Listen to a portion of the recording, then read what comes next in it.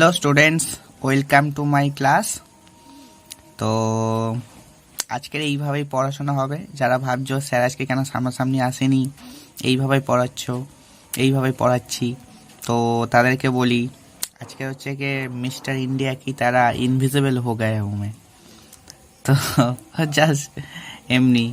Just এমনি কয়েকটা অঙ্ক, তাই এমনিভাবেই পড়াবো বলে ভাবলাম। ওকে, তো দেখো আজকে ফার্স্ট অঙ্কটা কি আছে। একটি ইলেকট্রনের আধান ই ভর এম, এটি জেডি আধানযুক্ত নিউক্লিয়াসের চারিদিকে আর ব্যাসার্ধে ঘুরছে এবং ইলেকট্রনের বেগ কত। তো এখানে দেখতেই পাচ্ছ ছবিটা আঁকা আছে। জেডিটা হলো আমাদের নিউক্লিয়াস, আর আমরা জানি হচ্ছে কি অ্যাটমের 10 লক্ষ ভাগের মধ্যে 1 ভাগ জায়গা থাকে জেডি এবং সেটা সেন্টারে বসে থাকে। তাহলে অ্যাটমের বেশিরভাগটা ফাঁকা, তাই তো। তাহলে জেডিটাকে আমরা মানে নিউক্লিয়াসের যে আধান জেডি সেটাকে আমরা একটা পয়েন্ট চার্জ ভাবতে পারি, আর তাকে কেন্দ্র করে আর ব্যাসার্ধের বৃত্তপথে একটা ইলেকট্রন ঘুরছে। তাহলে সেই দুটোর মধ্যে কি হবে, একটা কুলম্ব অ্যাট্রাকশন হবে। ঠিক, এই কুলম্ব অ্যাট্রাকশনের জন্য কি হবে, এই ইলেকট্রনটা নিউক্লিয়াসে গিয়ে পড়ার কথা, কিন্তু ইলেকট্রনটা যেহেতু ঘুরছে তাহলে সেই ঘোরার জন্য তার কি হবে, বাইরের দিকে একটা ফোর্স অনুভব করবে। সেই ফোর্সটাকে কি বলি, অপকেন্দ্র বল। তাহলে নিশ্চয়ই যেহেতু পুরো সিস্টেমটা সাম্যাবস্থায় আছে, তাহলে আমরা বলতে পারি অপকেন্দ্র বল আর নিশ্চয়ই কুলম্ব বলটা হচ্ছে কি পরস্পরের সাথে সমান। দ্যাট ইজ আমরা ক্লাস 11-এ শিখে এসেছি mv²/8টা হয় আমার কুলম্ব বল, সরি অপকেন্দ্র বল। আর একটু আগেই আমরা মানে ক্লাস 12-এ শিখেছি যে Q1Q2/r², that is JD into E/r² হলো আমাদের কুলম্ব ফোর্স। তাহলে এই দুটো ইকুয়াল, তাহলে সিম্পল ক্যালকুলেশন ভি হচ্ছে আমাদের এটা দিয়েছে। তাহলে ইলেকট্রনের বেগ ফার্স্ট কক্ষপথে বা আর ব্যাসার্ধের বৃত্তপথে নিউক্লিয়াসকে কেন্দ্র করে সেটা এটা হতে পারে। ঠিক, এবার দেখো কেউ 1/4πε0 নিয়েও করতে পারে, কারণ এখানে আমরা দেখো 1/4πε0টা লিখিনি, তার মানে কি পুরোটাকে সিজিএসে করা হয়েছে। কিন্তু যদি আমরা এসআইতে করি তাহলে কুলম্ব ফোর্সটাকে এসআইতে এইভাবে লিখতে হয়। ঠিক, তাহলে mv² সমান এইটা, ভি সমান এইটা। সো বোথ এটাও কারেক্ট এটাও কারেক্ট। তো যদি প্রমাণ করতে দেয় কোনোদিন এইরকম, তাহলে কিন্তু ঘাবড়ে যাওয়ার কিছু নেই। সো বিকজ আমরা এটা করেছি কারণ এটাই বইতে আমাদের প্রমাণ করতে দেওয়া আছে। তাহলে যদি এইটা প্রমাণ করতে দেয় কোনোদিন, তাহলে সেটা ঘাবড়াবার কিছু নেই কিন্তু। ওকে, চলো নেক্সট অঙ্ক। আর সব বলি যে সব অঙ্কগুলোই আমাদের ছায়া বইতে আছে, ছায়া বই থেকেই সব নেওয়া হয়েছে। এটা ছায়া বইতে প্রবলেম সেট 1-এর আই থিঙ্ক 5 বা 6 দাগের অঙ্ক। ঠিক আছে, দেখবে এটাই প্রমাণ করতে দেওয়া আছে বা এটাই অ্যান্সার আছে, সেই জন্য এইভাবে করা হয়েছে। আর যদি এটা কখনো এইভাবে অ্যান্সার চাই তাহলে এইবার এটাও ঠিক, ঘাবড়ে যাওয়ার কিছু নেই। সেকেন্ড অঙ্কটা দেখো, সেকেন্ড অঙ্কটা বলেছে দেখো এবিসি একটা ত্রিভুজ, আমি আগে থেকে নাম ঠিক করে নিয়েছি। এটা সমবাহু ত্রিভুজ, যার হচ্ছে কি বাহু হলো 2 সেমি করে, আর 3টে আধান, একটা +10 মাইক্রোকুলম, একটা 20 মাইক্রোকুলম আর একটা -20 মাইক্রোকুলম আধান 3টে শীর্ষবিন্দুতে বসানো আছে। এখন প্রশ্ন, এই +10 মাইক্রোকুলম্বের ওপরে হচ্ছে আমাদের কতটা ফোর্স ক্রিয়া করছে ডিউ টু দিস 2 চার্জেস। ওকে, তো আমরা আগে কি করেছি দেখো, আগে হচ্ছে 20 মাইক্রোকুলমটাকে আমরা কুলম্বে ট্রান্সফার করেছি, 10⁻⁶ দিয়ে করতে হয়, এটা তোমরা সবাই জানো। 10টাকেও করেছি, -20টাকেও করেছি। ওকে, তাহলে এবার অঙ্কে আসা যাক। তাহলে যেহেতু ত্রিভুজ এবিসি সমবাহু, তাহলে সবকটা বাহু সমান, সেটা 2 সেন্টিমিটার করে, আর 2 সেন্টিমিটারটাকে আমরা মিটারে কনভার্ট করে নিয়েছি। বিকজ কুলম্ব হচ্ছে আমাদের এখানে কুলম্ব হচ্ছে বা এখানে কুলম্ব হচ্ছে আমাদের এসআই ইউনিট, তো সেই জন্য আমরা হচ্ছে সেন্টিমিটারটাকেও আমরা এসআইতে কনভার্ট করেছি, দ্যাট ইজ মিটারে কনভার্ট করেছি। ওকে, ঠিক, এবার দেখো এখন সি বিন্দুর জন্য এ বিন্দুর ওপর বল, তাহলে সি বিন্দু আর এ বিন্দুর মধ্যে আমরা বল বার করেছি। ঠিক, দেখো সিতে -20 আর এতে হচ্ছে +10 আছে, তাহলে এই দুটোর মধ্যে কি হবে, অ্যাট্রাকশন হবে। অ্যাট্রাকশন হওয়ার জন্য তাহলে এই দুটোর মধ্যে ক্রিয়াশীল বলের ডিরেকশন হবে এ থেকে সি এর দিকে, সেই জন্য নাম দেওয়া হয়েছে FAC। ওকে, ঠিক, তাহলে FACটা কত হবে, FACটা হবে তাহলে 1/4πε0 Q1Q2/r²। তাহলে এইটাকে Q1 আর এইটাকে Q2 তুমি ভাবতে পারো। Q1 মানে হলো 20 মাইক্রোকুলম, তাহলে 20 × 10⁻⁶ হবে, আর এটা দেখো 10 মাইক্রোকুলম, 10 × 10⁻⁶ হবে। ওকে, নো প্রবলেম। আর এই ডিস্টেন্সটা এসি মানে হলো আমাদের 0.02 মিটার, বিকজ বাহু তার স্কোয়ার।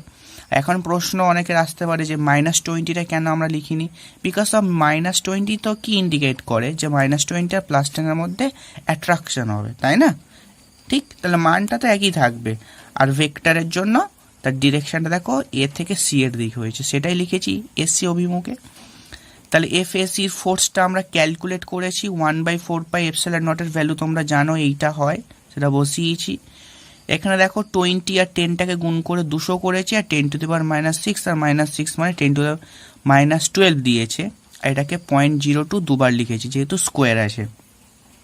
এখানে কি করেছি দেখো, 9টাকে নিয়েছি আর এই 200টাকে আমি ভেঙেছি 2 × 100-তে। হ্যাঁ, তাহলে 2টা এইখানে রেখেছি। তাহলে 100 মানে 10 স্কোয়ার, 10 স্কোয়ার আর 10⁻9 তাহলে হলো 10⁻11 -12 আছে, তাহলে আছে হলো 10⁻−1। ওকে, আর এই দুটো 0.02-র জন্য দুটো ওপরে 100 গেছে। ওকে, তাহলে সিম্পল ক্যালকুলেশন করলে 4500 এসছে। ঠিক, সিমিলারলি তাহলে এবারে কি করা উচিত, বি বিন্দুর জন্য আবার এ বিন্দুর ওপরে ফোর্স তাহলে বার করা উচিত। তাহলে বি বিন্দুর জন্য এ বিন্দুর ওপরে ফোর্স, তাহলে যেহেতু এটাও প্লাস আধান এটাও প্লাস আধান, তাহলে এই দুটোর মধ্যে নিশ্চয়ই কুলম্ব রিপালশন হবে এবং তার ডিরেকশন হবে বি থেকে এর দিকে হবে। ওকে, সেই জন্য দেখো ডিরেকশনটা এফ বি এ দেওয়া আছে, ক্লিয়ার, এফ বি এ। আর এটা ছিল এফ এসি অর্থাৎ এ থেকে সি এর দিকে, এটা বি থেকে এর দিকে, that is of F B A. তো এইখানেও নিশ্চয়ই দেখো ক্যালকুলেট করে আমরা আবার 4500 নিউটনই পাবো। এটাও 4500 এটাও 4500, বিকজ এটাও 20 এটাও 20 এটাও 10 ছিল, তাই দুটো আধানই 4500। এখন একটা জিনিস দেখার আছে, দেখো এফ এসি কাজ করছে এই লাইন বরাবর অর্থাৎ এ থেকে সি এর দিকে, আর এফ বি এ কাজ করছে দেখো বি থেকে এর দিকে এইভাবে। এবার আমরা হচ্ছে কে ট্রায়াঙ্গেলের প্রপার্টি, যেহেতু এটা হচ্ছে সমবাহু ত্রিভুজ, তাহলে এটা 60 এটাও 60, তাহলে এই লাইনটা that is of B A লাইনটাকে যদি বর্ধিত করি, তার উপরে দেখো এসিটা দণ্ডায়মান আছে, তাহলে সন্নিহিত কোণের প্রপার্টি অনুযায়ী এটা 60 হলে এটা 120 হওয়া উচিত, বিকজ দুটোর যোগফল 180 হবে, তাই না? তাহলে এটা 120 অ্যাঙ্গেল, অর্থাৎ এই যে ভেক্টর দুটো পেয়েছি আমরা এফ বি এ আর এফ এসি এর মধ্যে অ্যাঙ্গেলটা হলো 120। Clear, absolutely. আগে যাই, আগে এসছি, দেখো পাতা উল্টেছে ওই জন্য। তো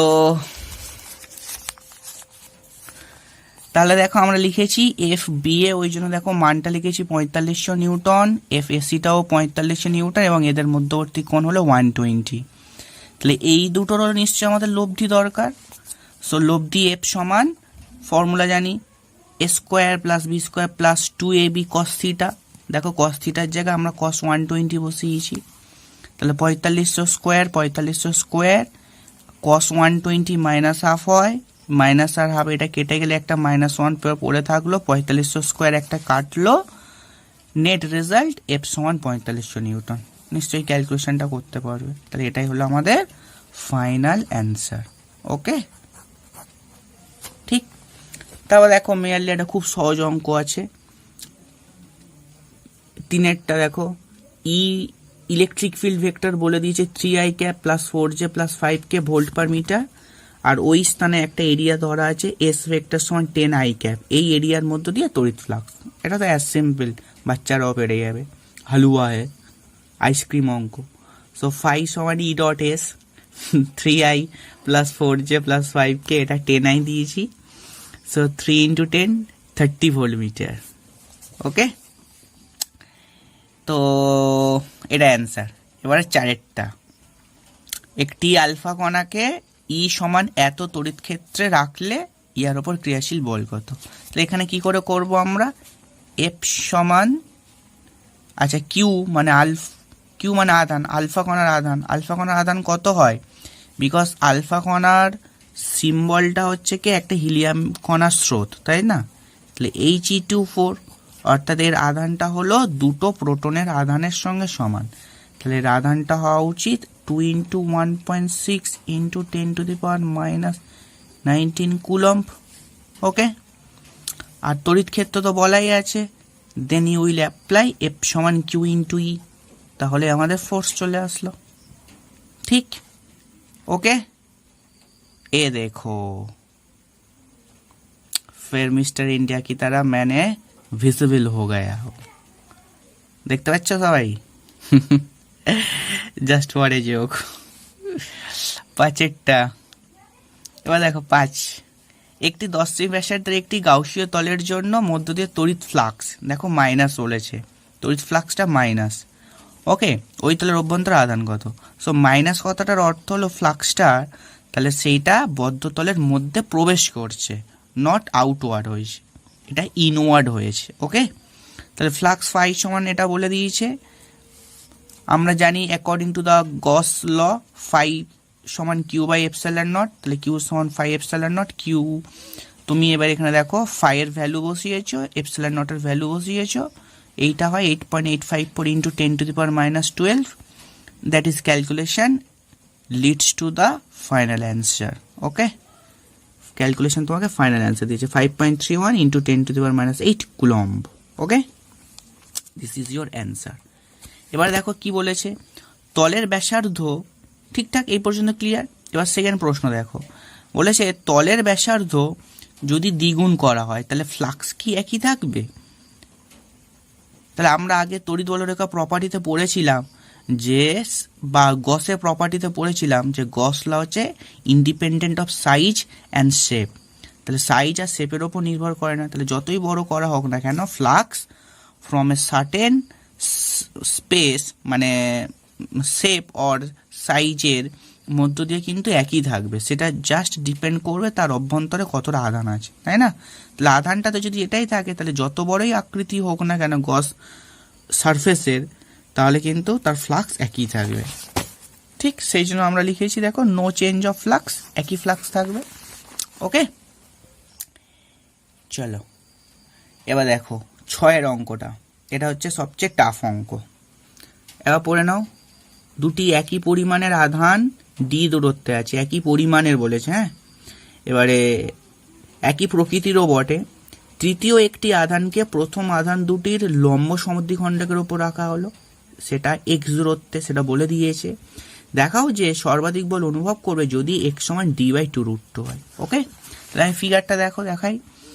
সো এ বি এই আধান দুটো, এই দুটো বিন্দুতে প্লাস কিউ দুটো সমপ্রকৃতির আধান এবং সমমানের আধান বসানো আছে, আর যাদের মধ্যবর্তী ডিস্টেন্স এ বি সমান ডি, তাহলে সেটা আমরা লিখেছি এ বি সমান ডি। এবার দেখো লম্ব সমদ্বিখণ্ডক, তার মানে কি মধ্য সমদ্বিখণ্ডক বিন্দুতে লম্ব টানা, তাই না? তাহলে এ ও সমান d/2 আর ও বি সমান d/2, সেটা লিখেছি। এবার এই লম্ব সমদ্বিখণ্ডক যে লাইনটা আমরা পেয়েছি, সেই লাইনের ওপরে এক্স দূরে আমরা পি বিন্দু একটা চুজ করেছি, এই পি বিন্দু, সেখানে একটা প্লাস কিউ আধান, ক্যাপিটাল কিউ রেদার, সেটা আমরা বসিয়েছি। এবার বলেছি আমার এইখানটায় কোন আধান বসালে, এবং সেটা মানে কোন আধানের থেকে বড় কথা হচ্ছে কি কোন দূরত্বে বসালে ফোর্সটা সর্বাধিক হবে। বিকজ এই আধানটার ওপরে প্লাস কিউ একটা ফোর্স দেবে, এই প্লাস কিউ একটা ফোর্স দেবে, এবং সেই দূরত্বটা আমার বলে দিয়েছে দেখো এইটা হবে, এটা আমার প্রমাণ করতে বলেছে। ঠিক এই দূরত্বটা আমার প্রমাণ করতে বলেছে। তাহলে এখানে ভ্যারিয়েবল কে? তাহলে যদি ভ্যারিয়েবল হচ্ছে কি এক্স নিশ্চয়, দেখো কারণ এ বি ডিস্টেন্সটা ডি বলে দিয়েছে, এটাও আমরা ধরে নিয়েছি সমপ্রকৃতির আধান, আর এই আধানটা বসাতে বলেছে। তাহলে এই আধানটা যদি আরেকটু উঁচুতে বসাও, তাহলে বিকজ ডিস্টেন্স চেঞ্জ করছে, তাহলে নিশ্চয়ই ফোর্সটাও চেঞ্জ করবে। তাহলে এখানে ভ্যারিয়েবল যে প্যারামিটার, অর্থাৎ প্যারামিটারটা, সেটা কিন্তু এক্স একমাত্র। ওকে, প্যারামিটারটা কিন্তু অ্যাকচুয়ালি এক্স। ওকে, তাহলে এখানে এটা একটু জটিল অঙ্ক, কিন্তু জটিল নয়, একটু ক্যালকুলেশনটা বড়, সেই আর কিছু না। দেখো এখানে কি করা হয়েছে, দেখো এখন এ বিন্দুর জন্য প্লাস কিউ এর জন্য পি বিন্দুতে প্লাস কিউ অর্থাৎ ক্যাপিটাল কিউ এর ওপর বল, তাহলে এই বি বিন্দুর অর্থাৎ এ বিন্দুর প্লাস কিউ এর জন্য এই বিন্দুতে আধানের ওপরে ক্রিয়াশীল বল, তাহলে সেই বলের ডিরেকশনটা কোন দিক হওয়া উচিত? এ থেকে পি এর দিক হওয়া উচিত, বিকজ এটা রিপালশন করবে। তাহলে দেখো ফোর্স এপি দিয়েছি, তাহলে এখানটা দেখো Q1 Q2, তাহলে এই কিউ আর এই কিউ, তাহলে Q Q by AP square. ঠিক, আচ্ছা এপিটাকে এবার আমরা আগে এদিকে করে নিয়েছি। দেখো ত্রিভুজ এ ও পি, তাহলে এ এই হলো ও আর এই হলো পি আমার বিন্দু, তাই না? তাহলে এ ও পি থেকে দেখো এপি স্কোয়ারটা আমার অতিভুজ নিশ্চয়ই, এ ওটা আমাদের লম্ব ভূমি বা লম্ব যা খুশি বলো, আর ওপি স্কোয়ার সিম্পলি এইটা আমার দিয়েছে, তাই D square by 4 plus X square মানে এপি স্কোয়ার। তা সেই এপি স্কোয়ারের জায়গায় আমরা এটা বসিয়েছি D square by 4 plus X square. ঠিক, আবার দেখো এই কিউ আধানের জন্য, বি বিন্দুর কিউ আধানের জন্য এই পি বিন্দুতে যে আধান বসানো আছে প্লাস কিউ, তার উপরেও যে ফোর্সটা কাজ করবে সেটাও নিশ্চয়ই আমাদের কোন দিকে হওয়া উচিত? বিপি অভিমুখে হওয়া উচিত, এবং তার নাম কি দিয়েছি? F BP. তাহলে সেটাও বার করেছি আমরা এফ বিপি, তাহলে Q Q by BP square, Q Q by D square by 4 plus X square. Okay, কোনো প্রবলেম নেই। হ্যাঁ, আর একটা কথা বলে দিতে চাই, কেউ এখানে বলতে পারো যে 1/4 পাই এপসিলন নটটা কেন রাখা হলো না? বিকজ রাখিনি এই একটাই কারণে, দেখো এখানে প্রশ্নে কোনোদিন 1/4 পাই এপসিলন নট নেই। ঠিক, আর যদিও 1/4 পাই এপসিলন নট রাখি বা রেখে করতাম আমরা, তাহলে লাস্টে সেটা দেখতে ক্যালকুলেশন করার পর সেটা বাদ চলে যাচ্ছে। সুতরাং মিছিমিছি ওটাকে নিয়ে জটিলতা করার কোনো মানেই হয় না, সেই জন্য ওটাকে আমরা বাদ দিয়েছি। তোমরা নিয়েও করতে পারো, ঠিক আছে? এবারে দেখো আমরা এই অ্যাঙ্গেলটাকে থিটা ধরেছি, এই অ্যাঙ্গেলটাকেও থিটা ধরেছি। এবার দেখো এই অ্যাঙ্গেলটা থিটা, বিকজ অফ এইটার সাথে আমি এখানে কাল্পনিক একটা পি বিন্দু দিয়ে এক্স অ্যাক্সিস কল্পনা করেছি আর একটা ওয়াই অ্যাক্সিস কল্পনা করেছি। তাহলে এই অ্যাক্সিসের সঙ্গে মানে ওই লাইনটার সাথে আমাদের এবি লাইন সমান্তরাল, মাঝখানে ভেদক, তাহলে এইটা থিটা, এইটাও থিটা। ঠিক, এটা থিটা হবে। এটা যদি থিটা হয়, আবার দেখো অনুরূপ কোণের একটা প্রশ্ন আসছে, এইটা ভেদক, এইটার সাথে এই লাইনটার সাথে এই লাইনটার সমান্তরাল, এইটা যদি থিটা হয় তাহলে ওপরের অ্যাঙ্গেলটাও থিটা অনুরূপ কোণের জন্য। সিমিলারলি এটা থিটা, এটা থিটা, এটাও থিটা। ঠিক একই ব্যাপার। আর প্রশ্ন এখানে এই দুটো কেন থিটা ধরা হয়েছে? বিকজ এটা লম্ব সমদ্বিখণ্ডক, তাহলে এই বাহুটা আর এই বাহুটা নিশ্চয়ই সমান হবে, তো এটা একটা সমদ্বিবাহু ত্রিভুজ হবে, আর সমদ্বিবাহু ত্রিভুজের অন্তর্ভুক্ত কোণ সমান হয়, তাই থিটা করে ধরা হয়েছে। ওকে, তা দেখো এবার এফ এফি, এফ এফি কোথায়? এটা এফ এফি গ্রাফে কোথায়? এফ এফি এইটা, তাহলে এইটা হলো এফ এপি। তাহলে এই এফ এপির এখন দুটো কম্পোনেন্ট হবে। দেখো এইটাকে লক্ষ্য করো, এই হলো আমাদের এক্স ওয়াই সিস্টেম, তাই তো? এফ এফি হলো এইখানটায় আছে। তাই যদি এটা থিটা অ্যাঙ্গেল করে থাকে, তাহলে এই পি জেড অভিমুখে এফ এপির কস থিটা থাকবে, আর পিটি অভিমুখে এফ এপির সাইন থিটা থাকবে, তাই তো? সেটা লেখা আছে, দেখো এফ এপি দুটি উপাংশ, এফ এপি কস থিটা, দেখো পি জেড প্রাইমের দিকে, পি না সরি ওটা পি জেড প্রাইম হবে না, পি জেড হবে, পি জেড অভিমুখে, আর এফ এপি সাইন থিটা দেখো সেটা পিটি অভিমুখে, পিটি অভিমুখে এফ এপির। ওকে, তো সেটা লেখা হয়েছে। সিমিলারলি এফ বিপির দুটো উপাংশ হবে, এইটা প্রাইম হবে। তোমরা এবার দেখে নাও এফ বিপি এইটা, তাহলে এটা হলো আমাদের টি পি জেড প্রাইম, এই যে আমাদের এক্স ওয়াই অ্যাক্সিস আছে সেখানে দেখো এফ বিপি আছে, এটা থিটা অ্যাঙ্গেল করে, তাহলে এই এফ বিপি আমাদের কস থিটা হবে, আর এইটা হবে আমাদের সাইন থিটা। তাহলে এদিকের কস থিটা হচ্ছে পি জেড প্রাইমের দিকে, আর এদিকে পি জেডের দিকে। এইবারে দেখো এফ এপি আর এফ বিপি দেখো মানটা দেখো সমান, বিপি আর এফ এপির মানটা হচ্ছে সমান, তাই না? তাহলে এই মান দুটো তাহলে তাদের সঙ্গে কস থিটাটাও থাকার জন্য তাহলে যা হবে সেই দুটো সমান হবে, এবং তারা দেখো বিপরীতমুখী আছে, তাহলে এই ভ্যালু দুটো একে অপরকে ক্যান্সেল আউট করবে। তার মানে এই পি বিন্দুতে অনলি ফর সাইন থিটা উপাংশ দুটো থাকবে। ঠিক, তাহলে হচ্ছে কি ওই জন্য লেখা হয়েছে দেখো এফ এপি এফ বিপি সমান, আর প্রতিমিত করে দেবে কস থিটা উপাংশগুলো, আর পিটির দিকে দেখো এফ এপি সাইন থিটা এটাও পিটির দিকে আছে, এফ পিপি সাইন থিটা সেটাও পিটি দিকে আছে, তাহলে সাইন থিটা উপাংশ দুটো একই দিকে আছে, সেটা পিটি।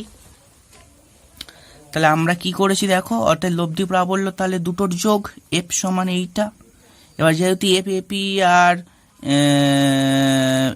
এপি আর বিপি যে ডিস্টেন্সটা সমান, তার জন্য আমাদের এফ এপি আর এফ বিপি ফোর্স দুটো সমান, সেটাই লেখা হয়েছে। তাহলে আমরা এফ এপির জায়গায় বা বিপির জায়গায় যা হোক একটা ভ্যালু বসিয়ে দিতে পারি।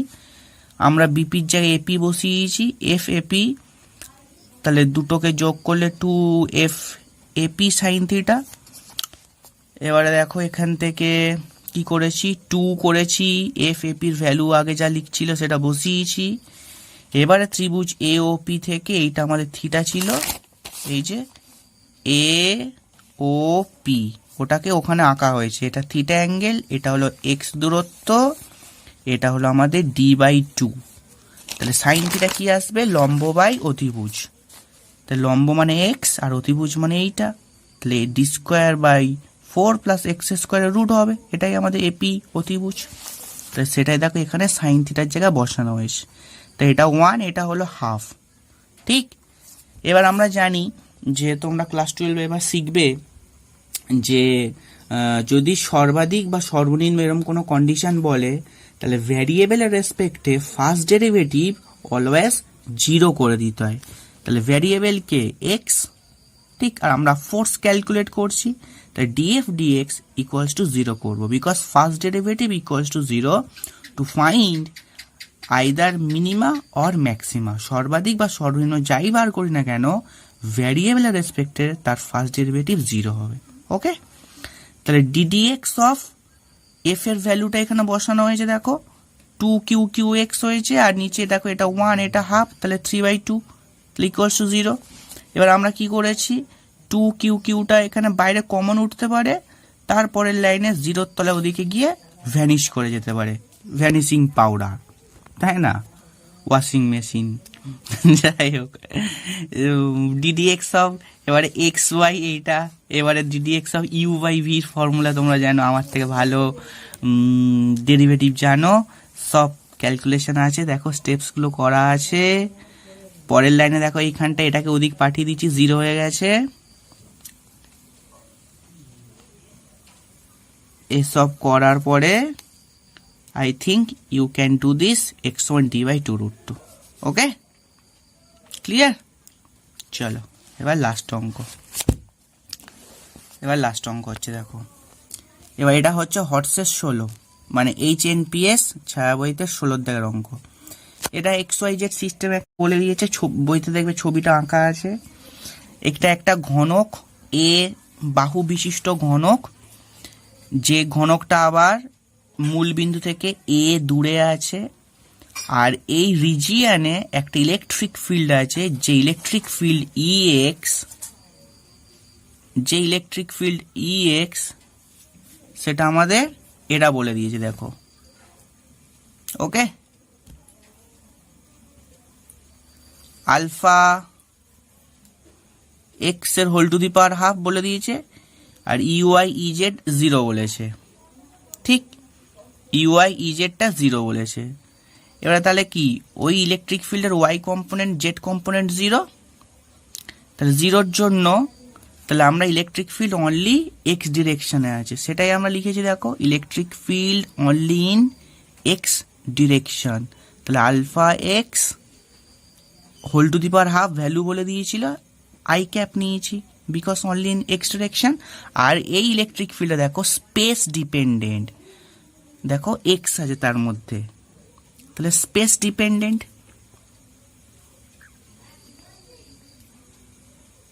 ওকে, তাহলে এবার চলে আসো, আর EX-টা এরকম আছে, EY/EZ বলেছে, আলফার যে ভ্যালু, এই আলফা তার ভ্যালু বলে দিয়েছে, এটা বাহুটা বলে দিয়েছে 0.1 মিটার। আমাদের প্রশ্ন হচ্ছে ফার্স্ট, ফ্লাক্স ফাই কত, এই সারফেসের থ্রু দিয়ে ফ্লাক্স ফাই কত।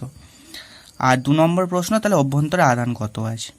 তাহলে ফ্লাক্স একটা দিক দিয়েই বেরোবে নিশ্চয়ই, মানে একটা দিক দিয়ে বলতে কি, 1 ওয়েতে হবে, সেটা হলো এক্স ডিরেকশনেই হবে, বিকজ ওয়াই ডিরেকশনে আর জেড ডিরেকশনে ইলেকট্রিক ফিল্ড 0। তাহলে সেই দিকে কোনো ফ্লাক্স নেই, ঠিক। আর আর আমরা এখন জানি, দেখো এটা একটা 3D বক্স, তাই না, একটা কিউব। সেই কিউবে আমরা 3D বলেছিলাম, এটা হচ্ছে ক্লোজড সারফেস হয়।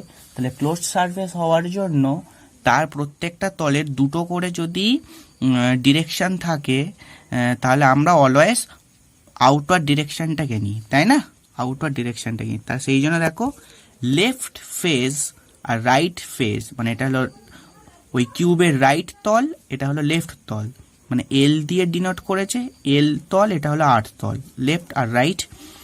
তাহলে লেফটে দেখো লেফট তলের ডিরেকশনটার ইউনিট ভেক্টর এনএল, সেটা এটা ওরা দেখিয়ে দিয়েছে, তাহলে এটা বাঁদিকে হবে আর এটা ডান দিক হবে, বিকজ এল থেকে একটা ডিরেকশন ভেতর দিক ঢুকছে, বাট 3D বক্স আমরা ভেতরের ডিরেকশনটাকে অমিট করব, এটাও ভেতরে ঢুকছে, তাহলে এই সেটাওকে আমরা অমিট করে যাব, তাই তো। তাহলে দেখো এখানটা ফার্স্টে এল তলের সঙ্গে জড়িত ফ্লাক্স বার করা হয়েছে। তাহলে ফ্লাক্স ফাই এল সমান কি হয়, E dot S L. S এলটা কি, এল তলের ক্ষেত্রফল। তাহলে এটা হলো দেখো এ সমান 0.1 মিটার তার বাহু, এটা তাহলে ঘনক। তাহলে ওই ঘনকের প্রতিটা তল বর্গাকার, তাহলে বর্গাকার তলের ক্ষেত্রফল আমরা বার করেছি। তাহলে এস এলটা 0.1 whole square into N L cap হবে, আর এন এল ক্যাপের ডিরেকশন তোমার দেখানো হয়েছে ঠিক বইতে। তাহলে দেখো ই ভেক্টরকে ই এক্স আই ক্যাপ লিখতে পারি এখানকার মতো, ই এক্স আই ক্যাপ, আর 0.1 whole square N L cap. এবার ই এক্স এর জায়গায় আলফা এক্স এর whole to the power half তুমি বসিয়ে দিতে পারো।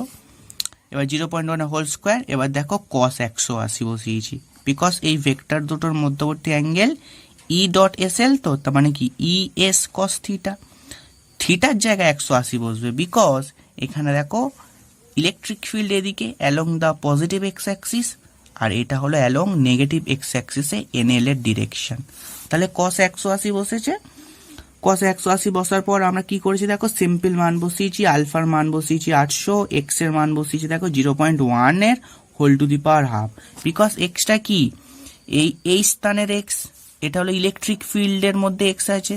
তাহলে এই তলটা সেটা পজিটিভ, মানে 0 বিন্দু থেকে কত দূরে আছে, এ দূরে বলে দিয়েছে, আর এর মানটা দেখো 0.1 বলেছে। তাহলে সেই জন্য 0.1 এর হোল হাফ, এটা হলো এরিয়ার ভ্যালু কস 180 - 1 ক্যালকুলেশন, এটা দিয়েছে এল তল দিয়ে জড়িত ফ্লাক্স এটা। সিমিলারলি আর তলের সঙ্গে জড়িত ফ্লাক্স ফাই আর ই ডট এস আর, ই এর ভ্যালু আমরা আলফা এক্স এর whole to the power half জানি, এবং তার সঙ্গে ডিরেকশন আছে পজিটিভ এক্স অ্যাক্সিস, এটাও 0.1 এর হোল স্কোয়ার, এস এর ভ্যালু ইন্টু এন আর হলো তার ইউনিট ভেক্টর, এই যে দেখানো হয়েছে, আর এস আরটাকে পাশে এমনি লিখেওছি। তো এটাকে তুমি যদি এবারে ভেঙে ফেলো, ই এস কস থিটা, এটা 0 হওয়া উচিত, কস 0, বিকজ ইলেকট্রিক ফিল্ড যেদিকে আর এন আর মানে ইউনিট ভেক্টরটাও সেদিকে, তার মানে দুটোই পজিটিভ এক্স অ্যাক্সিসে আছে, তাহলে অ্যাঙ্গেলটা কত হবে, 0 হওয়া উচিত। তাহলে অ্যাঙ্গেল যেহেতু 0 হলো, তাহলে এবার তোমরা দেখো এই জায়গাটায় ভ্যালু বসাতে পারছো, আলফার ভ্যালু 800, আর এই জায়গাটা দেখো এক্স এর জায়গায় আমি বসিয়েছি 0.2 এর whole to the power half, কেন, বিকজ লক্ষ্য করে দেখো, তাহলে আমাকে রাইট তলের ইলেকট্রিক ফিল্ড নিতে হবে, রাইট তলটা পুরো এই মূল বিন্দু থেকে দেখো কত দূরে আছে, এইটা হলো রাইট তল। তাহলে এখান থেকে এ দূরত্ব, আর এখান থেকে এটা আবার এ, তার মানে দ্যাট ইজ 2a দূরত্ব। তাহলে 2a দূরত্ব মানে কত, 0.1 প্লাস 0.1 মানে 0.2, তাহলে এক্স এর ভ্যালুটা হলো এখন 0.2, অর্থাৎ রাইট তলে ইলেকট্রিক ফিল্ডের মধ্যে যে এক্স আছে সেই এক্স এর ভ্যালু হলো 0.2। তাহলে এবার অঙ্কে চলে আসো, তাহলে 0.2 এর দেখো হোল হাফ করেছি, আর সেখানে 0.1টা পড়েনি, ওকে, এরিয়ার ভ্যালু 0.1 এর হোল স্কোয়ার, আর কস 0 ভ্যালুতে এখানে 1 হয়, তাহলে তুমি 1 লিখতেই পারো, ক্যালকুলেশন এটা দিয়েছে ঠিক। তাহলে দেখো ডান দিকের তল দিয়ে যেদিকে ফ্লাক্স বেরিয়েছে, বাদিকের তল দিয়ে তার ফ্লাক্স উল্টো দিকে বেরিয়েছে, তাহলে একে অপরের নেগেটিভ, সেই জন্য দেখো এখানে একটা নেগেটিভ এসছে, আর ডান দিকের তল দিয়ে যে ফ্লাক্স এসছে সেটা দেখো পজিটিভ ভ্যালু এসছে। তাহলে নেট ফ্লাক্স ওই মানে ওই ঘনক দিয়ে যেটা বেরিয়েছে, তাহলে সেটা নিশ্চয়ই এটা মাইনাস ওইটা, তাহলে এইটা হয়েছে, ঠিক আছে, ক্লিয়ার। এটা ফ্লাক্স এসছে। ওকে, এবার দেখো আধান কত জানতে চেয়েছে। এবার অ্যাকর্ডিং টু গস ল কি জানি, ফাই সমান Q by epsilon naught, phi সমান কিউ বাই এপসাইলন নট, তাহলে কিউ সমান ফাই এপসাইলন নট। ফাইয়ের ভ্যালু আগের পাতা থেকে 1.05 বসিয়েছি, এপসাইলন নটের ভ্যালু আমরা জানি 8.854 ইন্টু 10⁻12, আর এটা দেখো 9 ইন্টু ক্যালকুলেশন করে এটা এসছে অ্যান্সার। ওকে, তো this is your final answer. তো দ্য এন্ড, তখন আজকের ক্লাস এই পর্যন্তই শেষ। আশা করছি ভালো লাগছে ক্লাস। ভালো লেগে থাকলে চ্যানেলটা লাইক করো, সাবস্ক্রাইব করো যারা নতুন দেখছো, আর সাপোর্ট করো চ্যানেলটাকে। ওকে, পরের বারে আবার দেখা হচ্ছে। Have a nice day, tata.